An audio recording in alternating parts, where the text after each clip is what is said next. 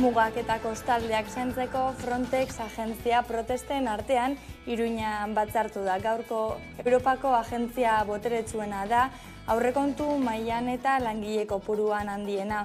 Botere handi batekin erantzunkizun handi bat datorrela dio esaera famatuak, baina Frontexen kasuan berezkoak dituen gardentasun, eskazia, kontrolgabekeria eta ustez Europaren bihotzekoak diren balore eta eskubideen zapalketak erakusten dutena beste zerbait da. Erabaterako argudiagabekeria, bere egitekoa mugak zeharkatzearekin bihurtzen da Europa arrakalarik gabeko gotorleku gisa eraikitzea. Oinarrizko giza eskubideen enbarazurik gabe. Frontexen eta ura babesten duten gobernuek tresna indartsuak dituzte, erantzukizunez erabiliko balituzke Europara sarrera segurua ukatzen zaienentzat Mediterraneoa ez litzateke hobi komun bilakatuko. Hori delako egin dutena, beren egiteko gorabehera.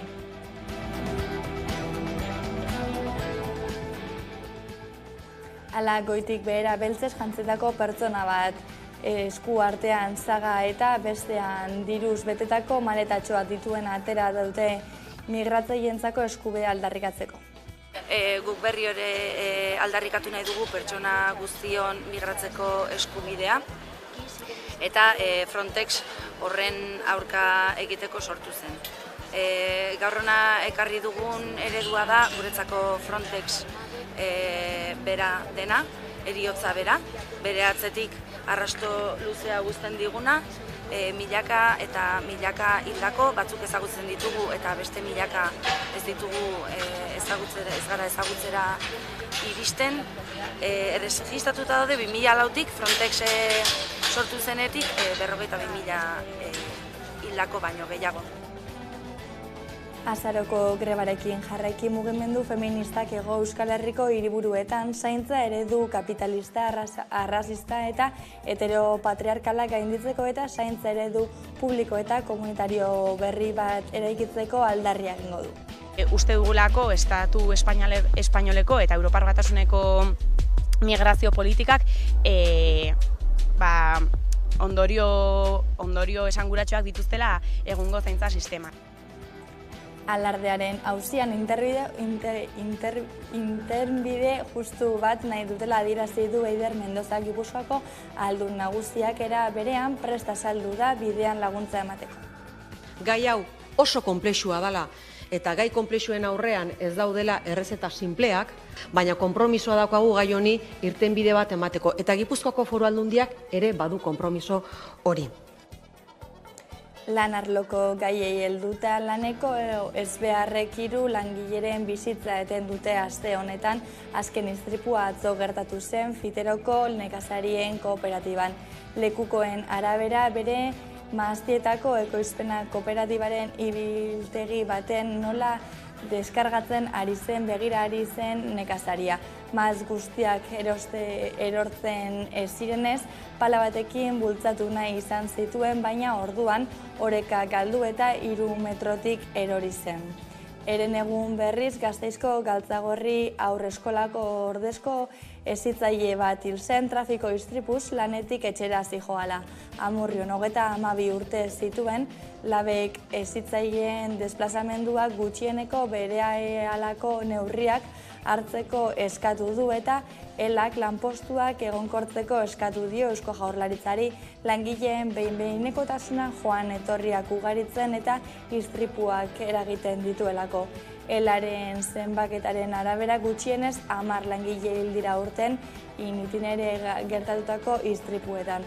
Aste artean ere izan zen istripu hilgarri bat adunan, zagardotegi baten lurretan zagarrak biltzen ari zen 35 urteko langile batek gidatzen ari zen traktorearen kontrola galdu zuen aldapako piko batean eta ibilgailuaren eta zuhaitz baten artean harrapatuta geratu zen. Mekarrer enpresako langileek lehenengo greba eguna dute gaurkoa eta bertan diharduten 158 langileek bat egin dute deialdiarekin. Lehenengo eguna grebaguna da, esan duzun bezala, eta langile guztiak momentuz ez da sartu inor fabrikara, bakarri daude zuzendaria eta Recursos Humanoseko zuzendaria. Esatea, pasan astean Frantziatik erantzun digute gure eskaerari, esanez, ez dutela asmorik gurekin hitz egiteko, 6 hilabete honek pasatu arte. Eta, bueno, beste egonean esan genuen bezala, hortik doa gure indarra, ez badigute esaten gurekin komunikabide bat irekiko dutela, gure indarra hortik joango da. Ostera beste gorabehera bat izaten ari da behi haziendaren sektorean, gaixotasun hemorragiko epizotiko ebatzen ari da Gipuzkoan zenbatu dira lehen kasuak. Hildako animaliak ere badira dagoeneko, baina Gaizka Zabal EHNeko Gipuzkoako presidentak esan digu animalia gehienak asintomatikoak direla. Esaten du, animali asko asintomatikok diela, ez du sintomaik manifestatzen, eta gero batetik besteako kruzea hala eta guztiz ziten do, moskito ginen do vektore lana, ez? Orduan, ziztatzen do animali bat, alige moskito bat ez, mordo bat izango dira, beste animali batzuta juten diena eta kutsatze lana oik iten du. Eta dirudinez, moskitok sartzen duen virus kantideen arabera, eragin gehiago edo gutxi eukideke animalitan.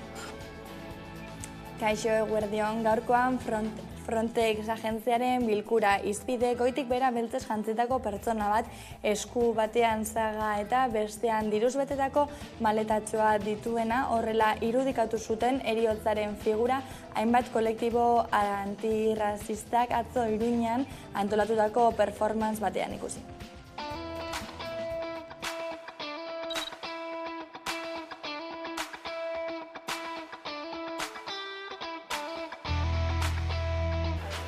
Frontex 2004an sortu zen, Europako mugen kontrola militarizatzeko. Guk berri hori aldarrikatu nahi dugu pertsona guztion migratzeko eskubidea. Eta Frontex horren aurka egiteko sortu zen. Gaur hona ekarri dugun eredua da, guretzako Frontex bera dena, heriotza bera, bere atzetik arrasto luzea guzten diguna.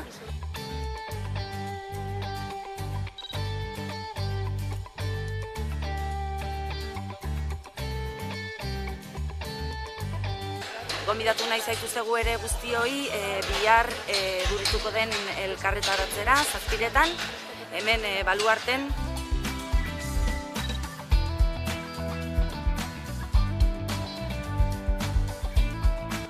Frontexek irudikatzen du Europar migrazio politikaren alderik ilunena eta mespretxagarriena. Politika migratorio arrazista bat oinarritu egiten dena migrarien larruaren kolorean, kasu askotan, eta azkeneko urtean bereziki ikusi egin dugun bezala.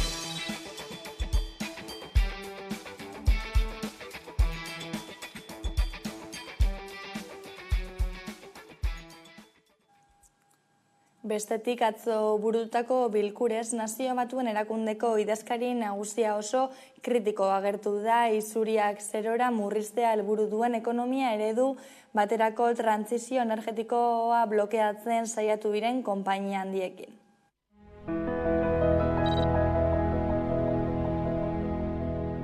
Excellencies, our world is becoming unhinged. Geopolitical tensions are rising. Global challenges are mounting, and we seem incapable of coming together to respond. We confront a host of existential threats, from the climate crisis to disruptive technologies, and we do so at a time of chaotic transition. At the beginning of the 20th century, Europe had numerous powers. It was truly multipolar, but it lacked robust multilateral institutions, and the result was World War I. A multipolar world needs strong and effective multilateral institutions. Yet, global governance is stuck in time. Look no further than the United Nations Security Council and the Bretton Woods system. They reflect the political and economic realities of 1945, when many countries in this assembly hall were still under colonial domination. The world has changed. Our institutions have not. Aldiz, gaurko egunean onartu da behin betiko kongresuan hizkuntzak ofizialak erabiltzeko ahalbidetutako erreforma eta gehiengo osoz onartu dute.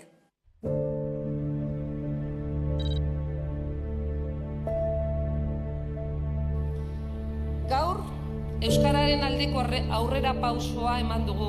Gaur, Euskaldunok beste espazio bat irabazten dugu. Gure hizkuntzari prestigio eman eta 4 haizetara zabaltzen jarraitzeko. Jo avui aquí parlaré en català, primer perquè puc. Euskal Herrian, euskaraz bizi nahi dugu. Moztua izatearen beldurri gabe lehenengo aldiz. Gure ama hizkuntzan aritzea. Sorte handia dugu. Hau da egia. Espainia hizkuntza komun bat partekatzen dugun komunitate politiko bat delako.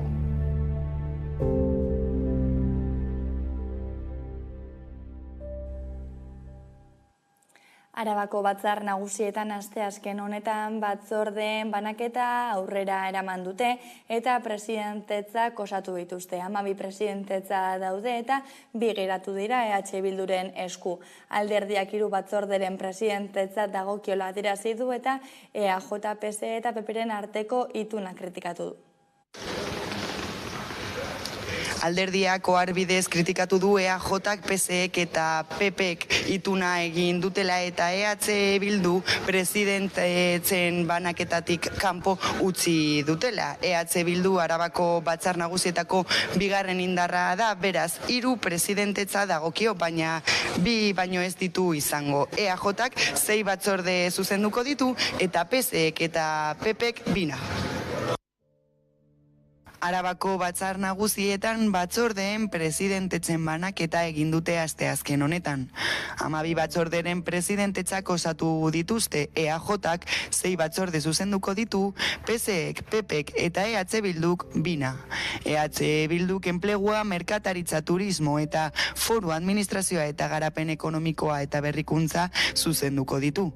Alderdia kritikatu duenez, batzar nagusietan 2. indarra denez, 3 batzorderen presidentetza dagokio, baino 2 baino ez ditu izango. Eba López de Arroyabek azpimarratu duenez, koalizio jeltzaleekin harremanetan jarri zenerako dena banatuta zegoen.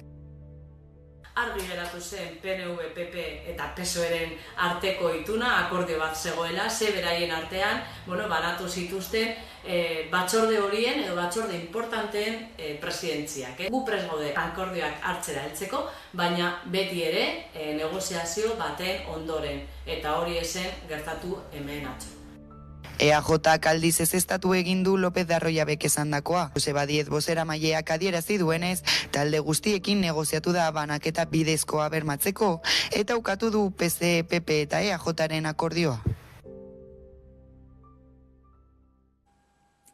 Ura bere bidean koralaren estreinaldia irailaren 23an izango da Buesa Arenan. Arabako abesbatzak osatzen dituzten 500 abeslarik 16 euskal kantako koral bertzioa egingo dute. Aurretik Idoia Zurmendi, ETS, Maren eta Gatibu izango dira. Gasteizko lantaldeak gaur arratsaldean azkeneko entzegura hurbilduko zarete, ezta? Hala da, bai, 2 egun soilik falta dira ura bere bidean koralaren estreinaldirako.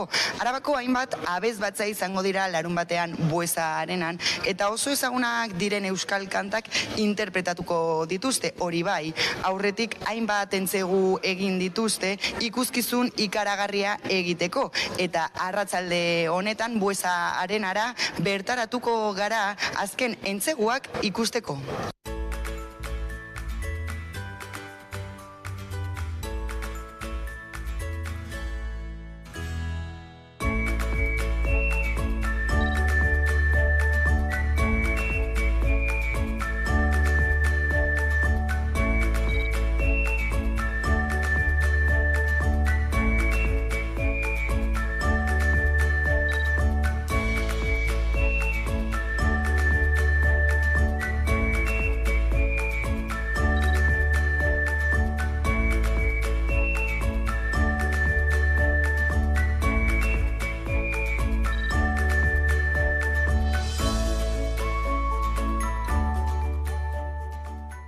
Unkigarri da ikusti zelan egongo garen danok elkarrekin, buesarena hortan kantatzen, ez?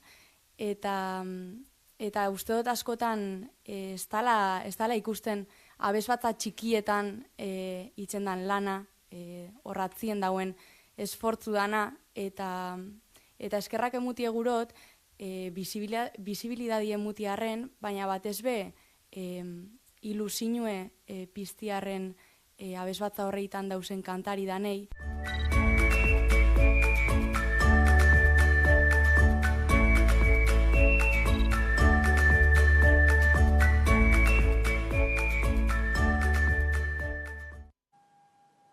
Eta gaur iraiak 21 Alzheimerraren gaixotasunaren nazioarteko eguna da. 1984an Osasun Mundu Erakundeak Alzheimer Diesea Internazionalarekin batera egun honetan ohitura osasungarriak sustatzeko eta gaixotasuna gizartean ikustarazteko modu gisa esartzea erabaki zuten.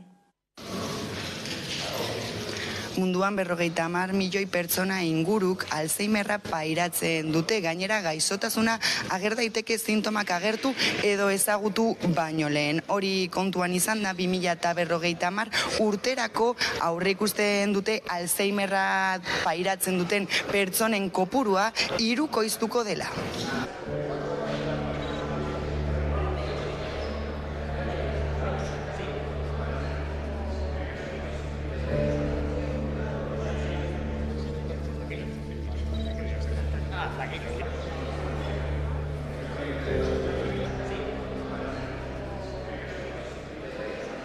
Sumando memoria y corazón. Hablar de innovación, aunque en ocasiones pueda sonar hueco, porque no se ven los resultados y avances que anhelamos, es hacerlo desde el optimismo, desde la convicción de que las respuestas llegarán. Es hacerlo desde la resiliencia. Aquí nadie tira la toalla, sino que nos aferramos a ellas para buscar nuevas formas de avanzar, para conseguir mejores condiciones de calidad de vida para las personas afectadas por el Alzheimer y otras demencias, y que en Álava, como bien sabéis, ya son 7.000 personas. Apenas quedan recuerdos, a lo mejor están escondidos en el muerto.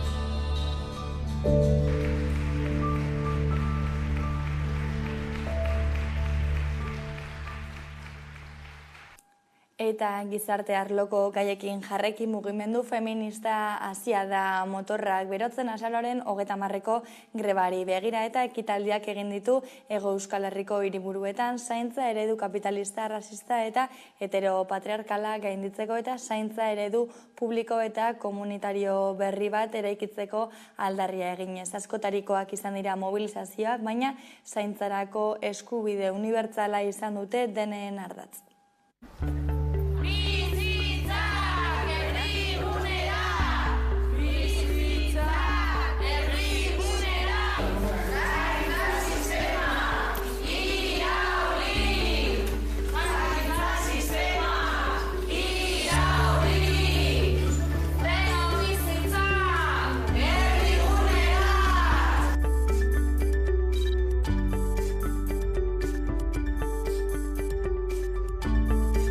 Uste dugulako Estatu espainoleko eta Europar Batasuneko migrazio politikak ondorio esanguratsuak dituztela egungo zaintza sisteman.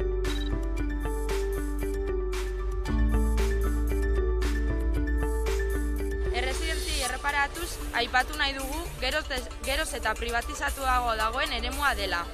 Guk sistema publikoa indartzea eta zaintza zerbitzuen privatizazioarekin amaitzea exigitzen dugu.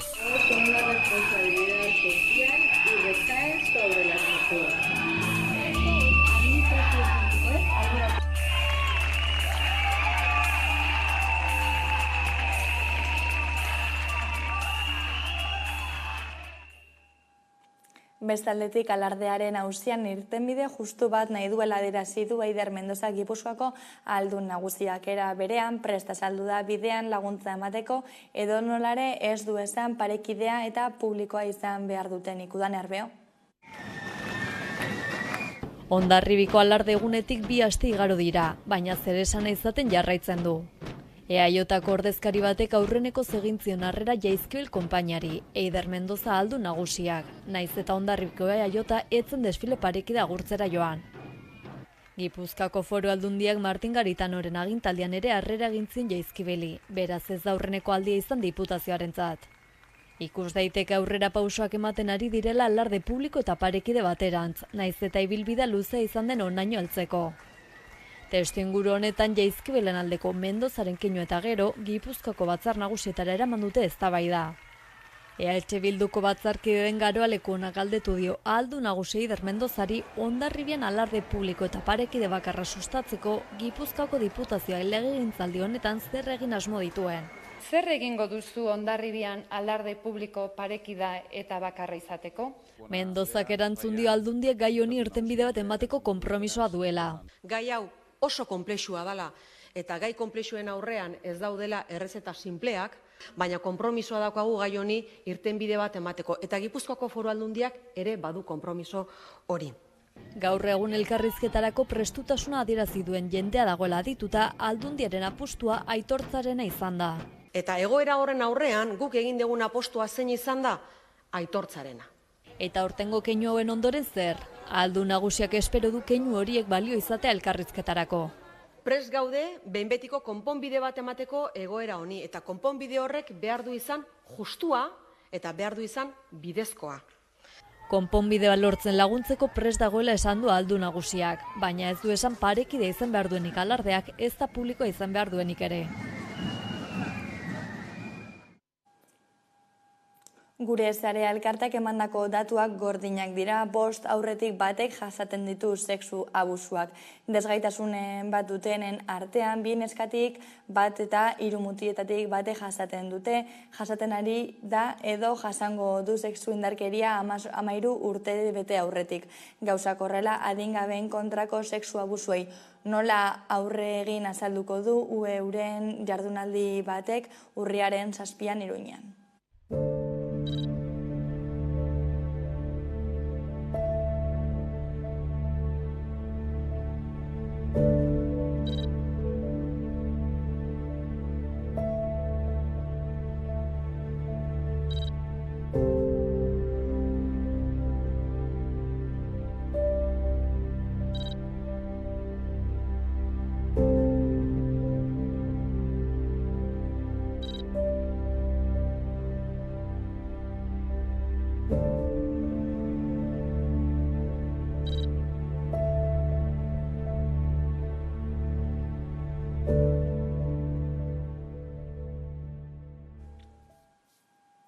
Ekonomia arlora salto uztailean egin zuten lehenengo saiakera eta irailean ekin diote bigarrenari. Kaleratzeak Stop plataformak mozioak aurkeztu ditu bigarren aldiz Bizkaiko, Arabako eta Gipuzkoako udal nagusietan. Oporraldian Euriborra 4,25 igo dela adierazi du erakundeak eta berriro abiarazi uztailean hasitako mozio kanpaina. Helburua da Eusko Jaurlaritzak udal horiek tentsio handiko eremu izendatzea eta merkatu pribatuko alokairuen prezioak apaltzea.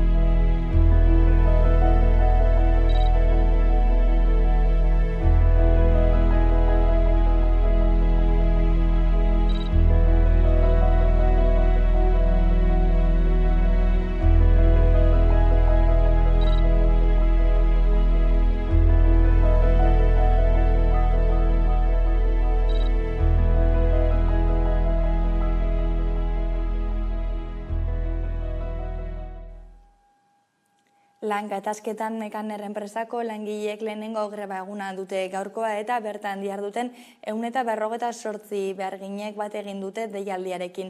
Hilabete hasieran zuzendaritza jakinarazi zien fabrika ixtearen erabakia enpresa errentagarria ez dela argudiatuta.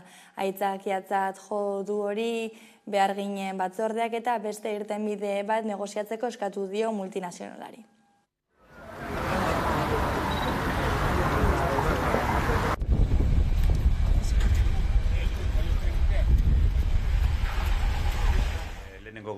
Greba eguna da, esan duzun bezala, eta langile guztiak momentuz ez da sartu inor fabrikara, bakarrik daude zuzendaria eta rekurso humanoseko zuzendaria. Esatea, pasan astean Frantziatik erantzun digute gure eskaerari, esanez, ez dutela asmorik gurekin hitz egiteko, 6 hilabete honek pasatu arte. Eta, beste egunean esan genuen bezala, hortik doa gure indarra, ez badigute esaten gurekin komunikabide bat irekiko dutela, gure indarra hortik joango da. Eta grebe CHUko ordezkoen egoera salatzeko irakasleek greba egingo dute urriaren 11an labek, elak, steilasek eta komisiones obrerasek 5.500 langile deitu dituzten lanustera. Halaber gogoratu dute lan baldintzen okerragotzea ez dela orain gauzia.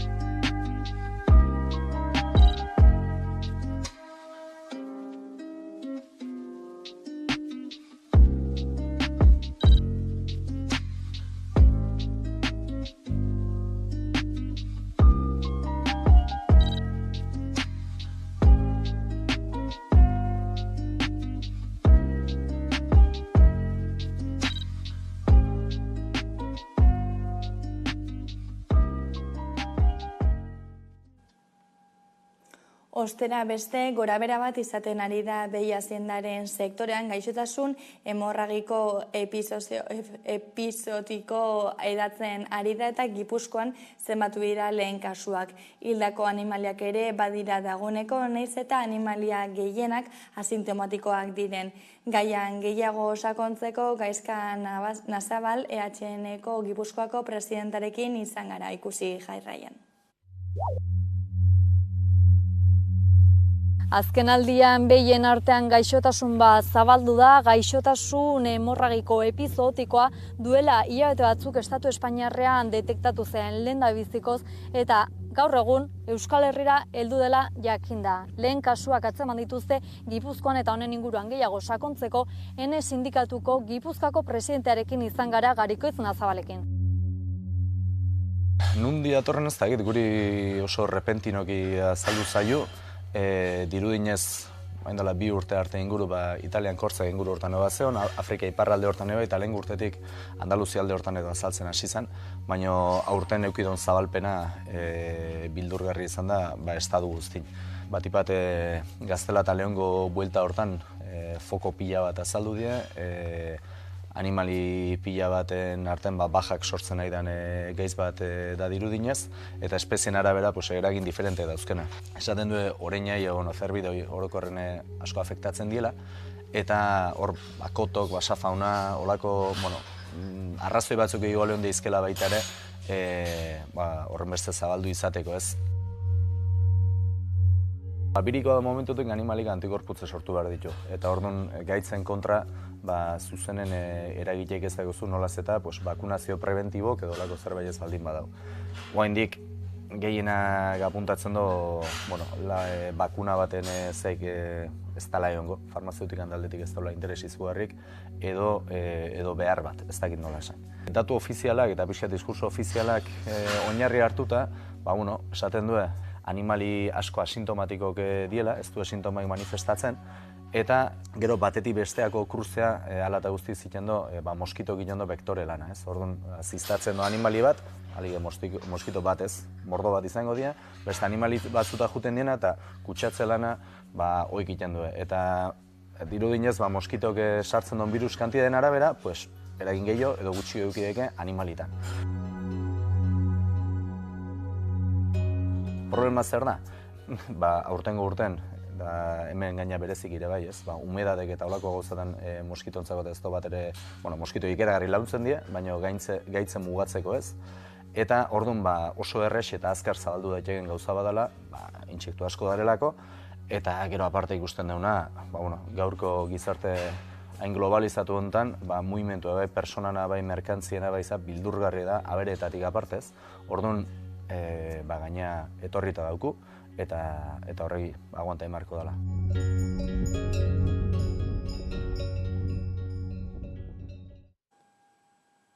Festa giroan sartuko gara izan ere, asteburu honetan San Fermin txikito ospatuko da Iruñako Alde Zaharrean. Naiz eta txupinazoa bihar eguerdian botako den, gaur arratzaldean, bertan kontzertuak izango dira Hezkuntza plazan kokatu den festagunean. Leire Martínez lankideak emango dizkigu festaren xehetasunak. Heldu da udazkena iragartzen duen festa Iruñara. Alde Zaharreko festa txikiak. Iraileko 3. asteburuan Aldapako San Ferminen festen txanda izaten delako. Batzutan bero eta bertze batzutan hotz handia egiten duena. Hotz edo bero, dudari gabe parte zaharreko karrikak biltzen dituen festa herrikoia da. Hortzegun arratsetik, kontzertuak badira ere, txupinazoa hortzira eguerdian izaten da. Hamaiketakoak, txistorradak, txokolatada, kaldiko edatea, bazkari herrikoiak, kaldereteak, zizkamizkak, aperitiboak, zintzur bustitze eta jatekoa ezker eskuin. Kilikiak eta erraldoiak ere karrika dantzan arituko dira Iruñean, eta Baigorriko ziganteen bisita izanen dugu. Zentzuzkoa, larrain dantza, bingoa, suin eta dantzaldia ere izanen dira. Duguna dantza taldekoen ezpata dantza ikusgarriak ere bilduko ditu Iruñako karrikak. Kirolak ere pixua izanen du. Gizaprobak, mainuetako frontoian baiko pelotarien partida arrakastatxuak ere. Arrakastatxua ere Gabi de la Mazaren Labako karaokea. Irrintzi txapelketak. Eta noski, musikak ere bere tokia izanen du.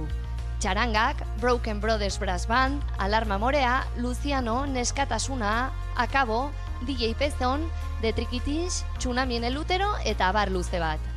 Agenda zabala dakar San Fermin txikitok iruindar eta bisitariendako. Gaurkoan Oiane Menika Emargiko kide izan da gurean gaur magazineko elkarrizketa datu nagusia eta egin diogun elkarrizketarekin utziko zaituztegu jarraian ez galdu.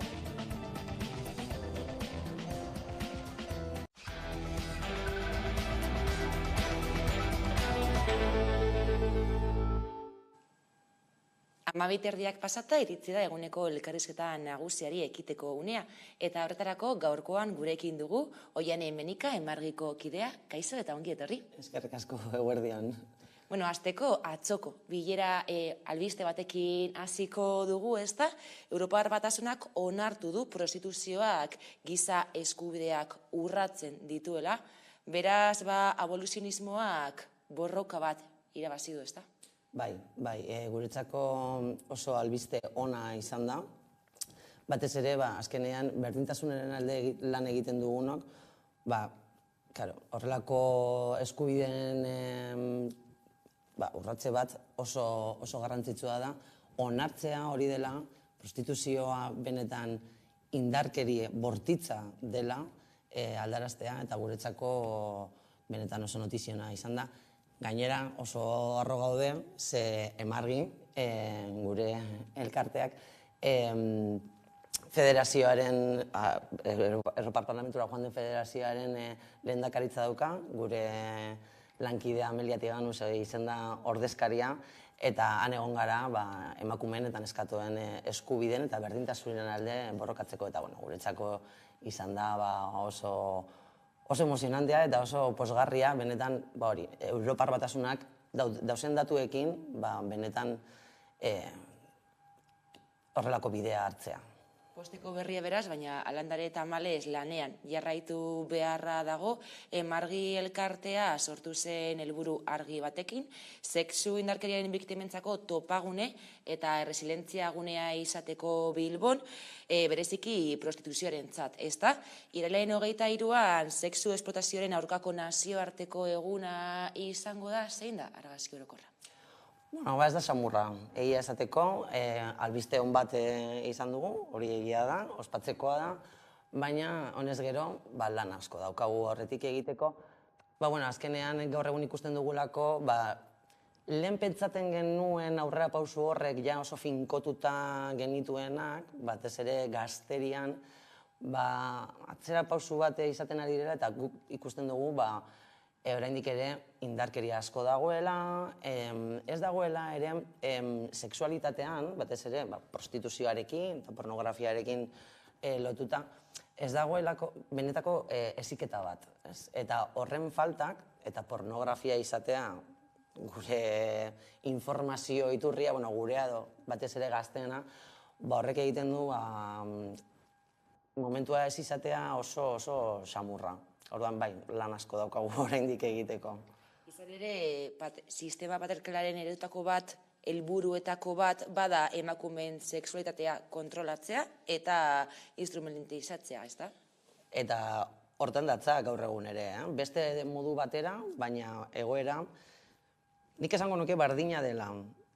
Azken finean, azkenengo hamarkadetan gure sexualitatea oprimitzea zen, eskutatzea, emakumeok ez genukan gure sexualitateaz gozatzeko libreki aukera hori, beti izan zerbait la puta o la santa, esaten dana, baina gaur egun askatasun horren izenean uste dugu ere bait zartu ulertua dagoela askatasun hori, eta orain patriarkatu honek esaten diguna da gure gorputza salmentan ipintzea dala gure ekimenik eta poteretsuena, eta ez da horrela, ze azken finean berdinetan gaude, orain lehen puta izatea zan oso gauza ikaragarria, norbaitek puta, zan, ez, ni ez, eta gaur bapatean puta izatea ahalduntzen gaitu, orduan kontuz honekin ere,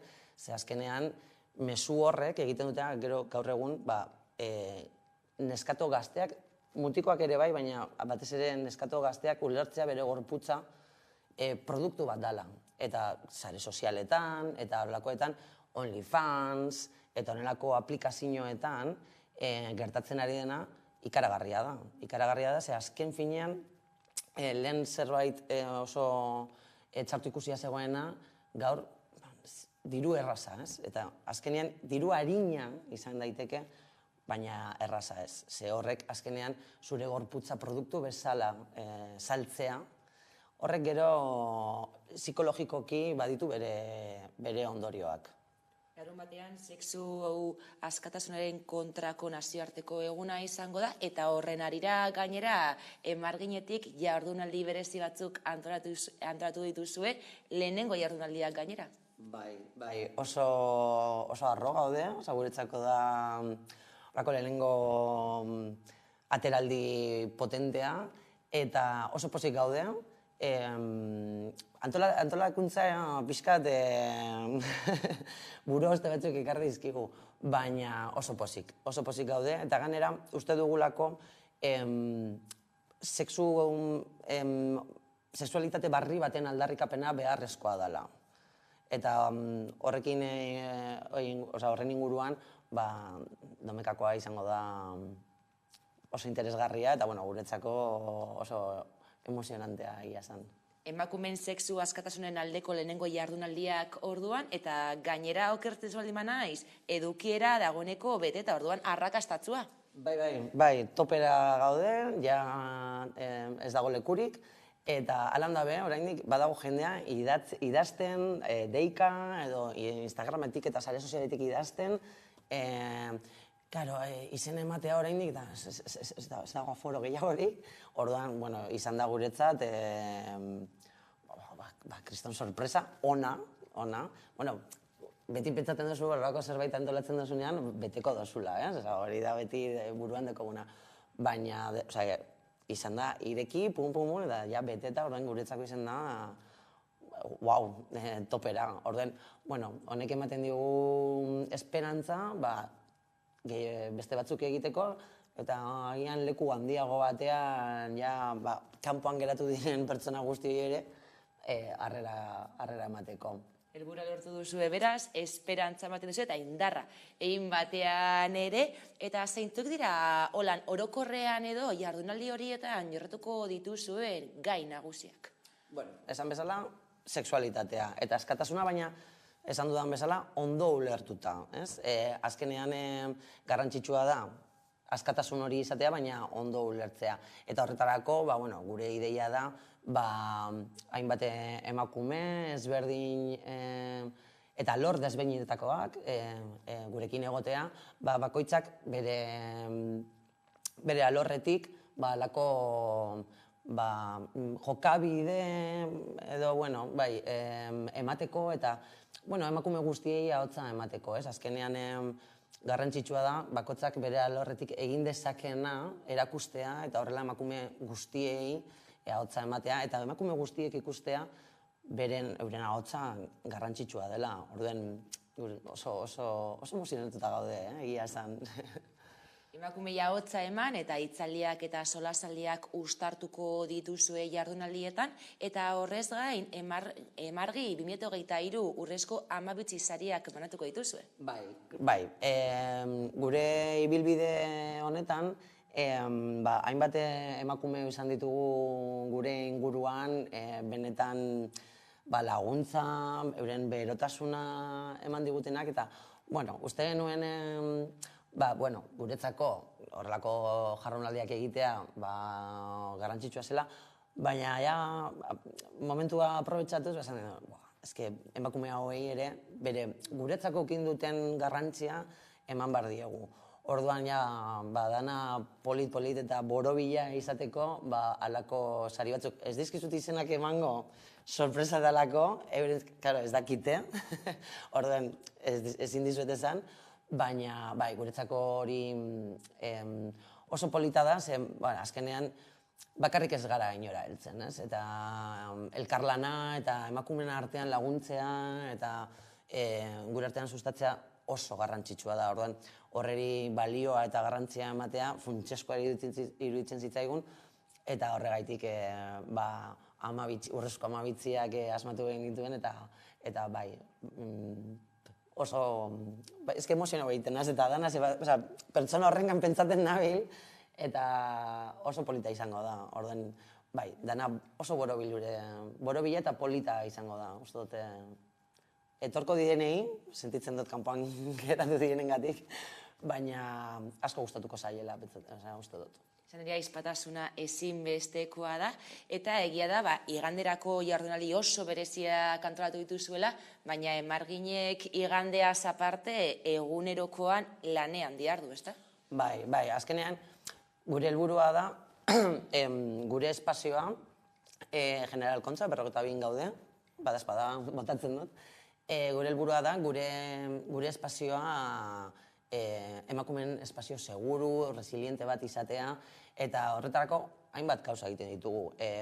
Monografikoak egiten ditugu, formazio bezala, emakumeen zirkuluak egiten ditugu, emakumeen gazteekin bebain, neskatoekin, sexuaren inguruan hitz egiteko, irakurketa klub bat daukagu, eta, igual orain kanpoan hitzeko ditudan gauza asko, baina, azkenean gure nahia da, gure artean, horako sareak sortzea eta emakumeak ahalduntzea, azken finean. Gu, beraiek, elkarrekin, eta horretarako sortu dugu espazio hori. Gainera, prestakuntza proiektuak ere baditu Emargik, eta nerabeen sexu hezkuntzari buruzko proposamenak eta ikerketak ere abian dituzue.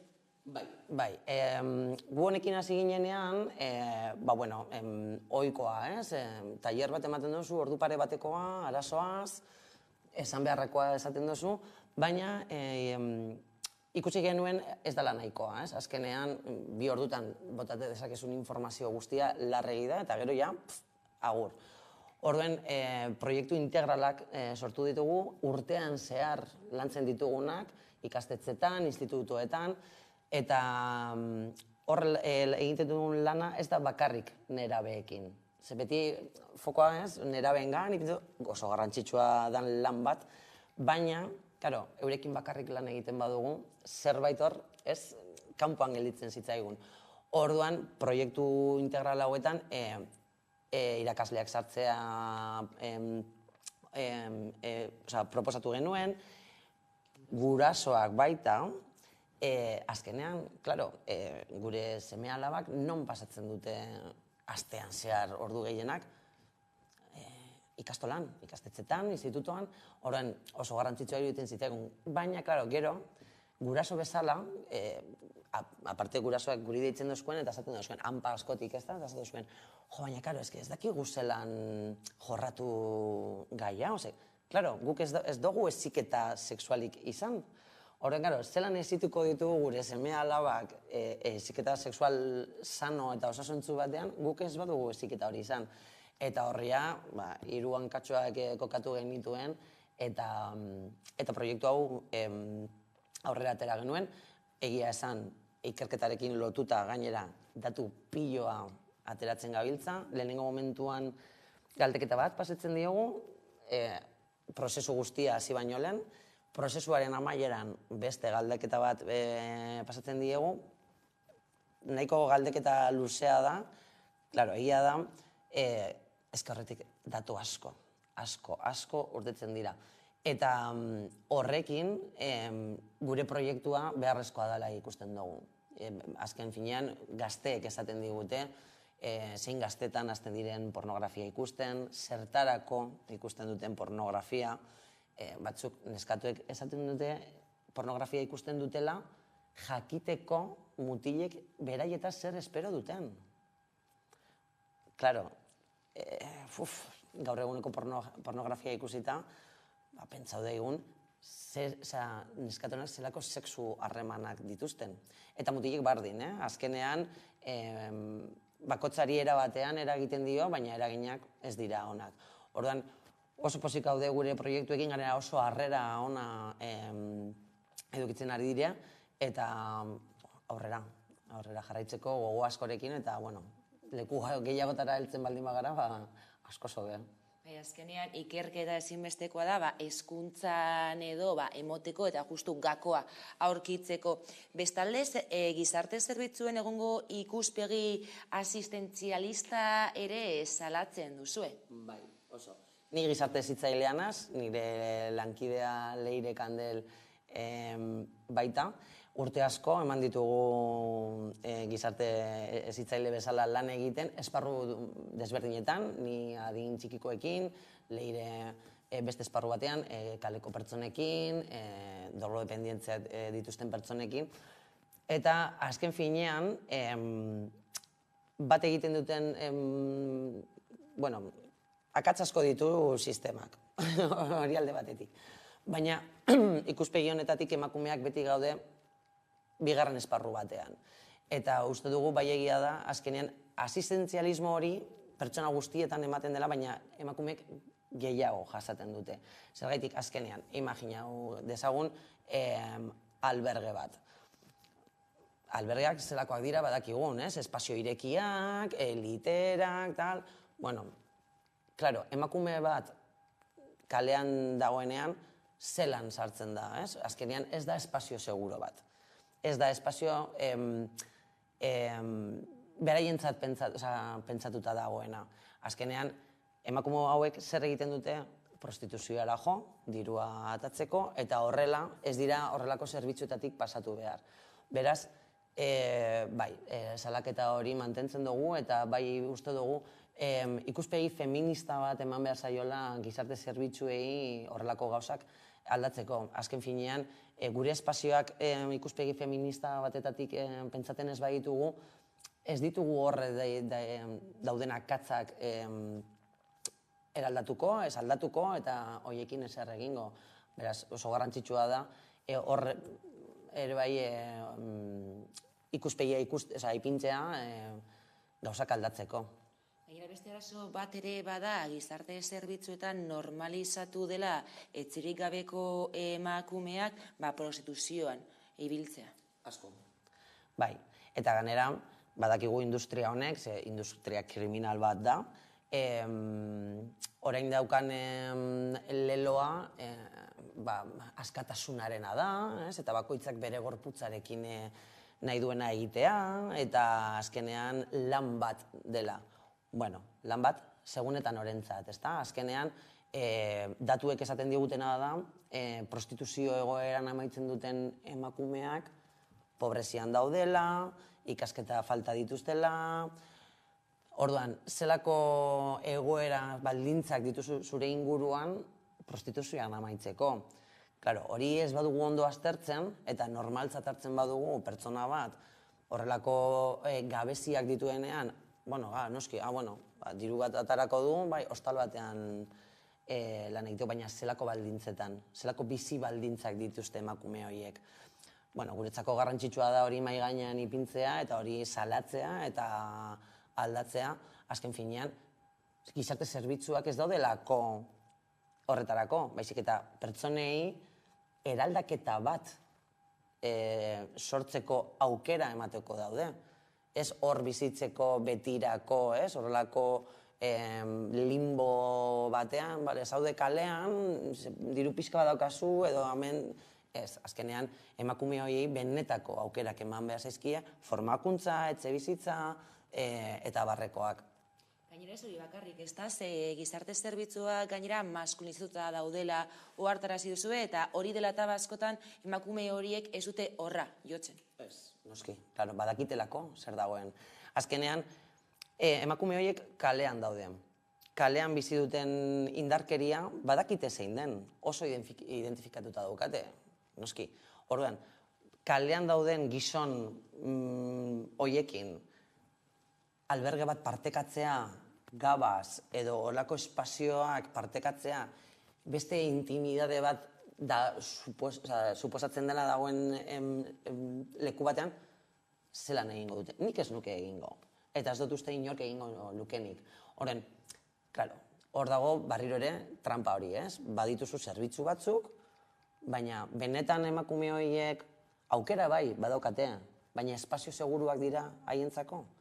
Ondo, ez dut esango ondo tratatuak ez direnak izango, baina espazio seguru bat bezala bizitzen dituz, ez, zedatuak hor dagoz, eta ikusten dugu gehiengoak gizonezkoak erabiltzen dituztela.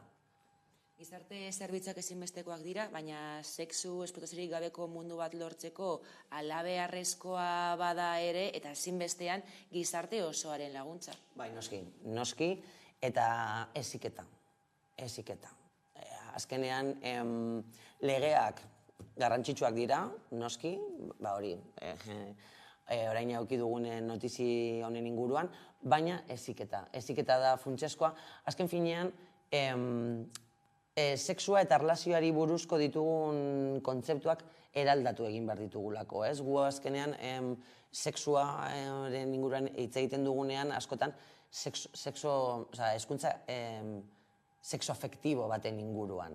Azkenean, pornografiak erakusten digu, sexua dela, hori, bien arteko pan-pan, ez? Eta hori ez da sexua. Sexua hortaz eta areago doa. Guk ezin dugu gure gorputza, gure burutik, ez?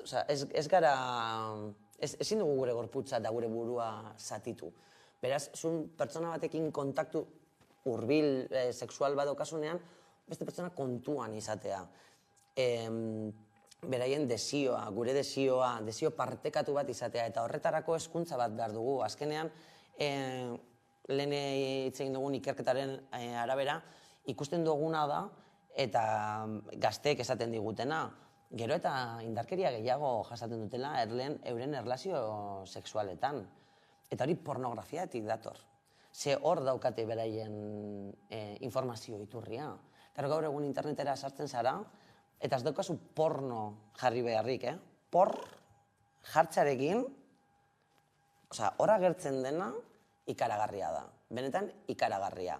Eta orduan, gu, batazbesteko ikerketak esaten dute, gaur egun, pornoa ikuskatzeko batazbesteko adina 8 urtekoa dela. 8 urtekoa. Orduan, pentsai degun, 8 urtegaz, mutiko neskato batek, bardin dozta, horrelako irudiak eta sexualitatea horrela irudikatzen badu bere buruan, bere garapenean horrek zerbait egiten du. Azkenean, 8 urterekin gure burbuina garatzen dabil, eta horrek konexioak egiten ditu. Betirako geratzen zaizkigun konexio neuronalak.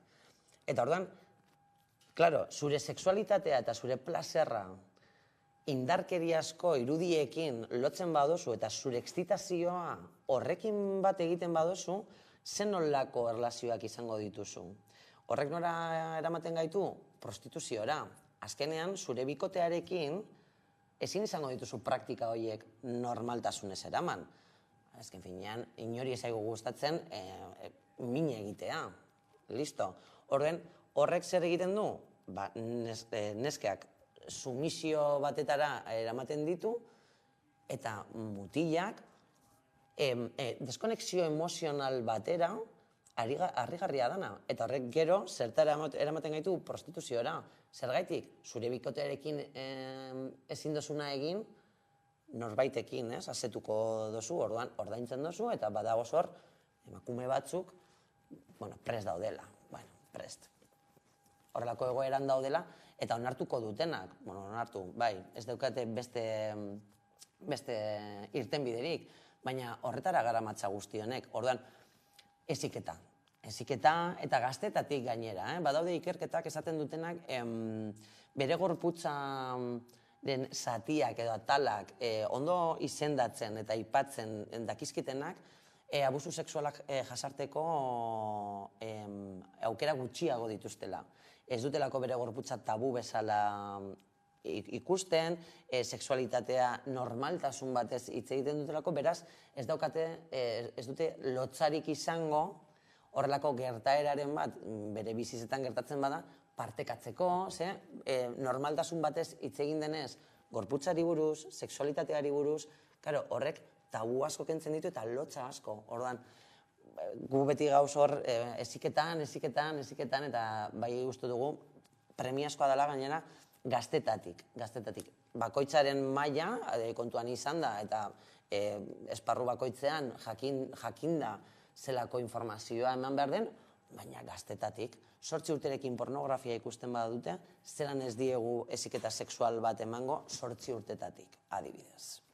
Sexu heziketa beraz ezinbestekoa da, atzoko albistea zoriontzekoa, hala ere tamalez lanean jarraitu beharra dago. Eskerrik asko gaurkoan Oiane Menika Emargiko kidea gurekin izateagatik, eta, igandean baita ere jardunaldietan disfrutatu. Eskerrik asko, placer bat hemen egotea zuekin, eta bai, espero dugu oso ondo irtetea, eta danak bere oso pozik egotea, mila esker. Eskerrik asko. Iritsi gara gurean gaur albistegiaren bukaerara, hauek izan dira gurean gaur jasotakoak, hauek eta gehiago 11.eus atarian. Eskerrik asko eta bihar arte.